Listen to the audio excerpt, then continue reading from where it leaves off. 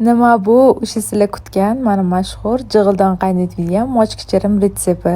Bugun sizlarga bitta sir ochaman. Jig'ildon qaynamaslik uchun mochkichirini piyozini sariyada qovuring va ustiga go'sht solib yaxshilab qovurib, qovurilib bo'lgandan keyin 3 ta 4 ta xom piyozni yana to'g'rab solib qovurishni davom ettiring. Qip-qizil tusga kirgandan keyin qaynab turgan suvni soling va qaynatib qo'ying.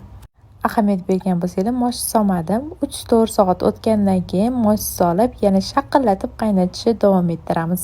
Orada say tayyorlash ham esingizdan chiqmasin. Mana shunaqa mosh ochilgandan keyin suv bilan birga gurt solamiz va yaxshilab aralashtirib, suvini tortgunicha shunaqa baqillatib qaynatamiz. Qaranglar, mana shira tortishini mochkichirimni oq tinmay kovlab turamiz. Chunki tega olish ehtimoli katta bo'ladi. Mana shunaqa go'shtlar titilib ketib, yumshoq qalindagina mochkichirimiz tayyor bo'ladi. Ustini xohishga qarab, say va ko'katlar bilan bezatib, dasturxonga tortamiz. Yoqimli ishtaha. Albatta tayyorlab ko'ring.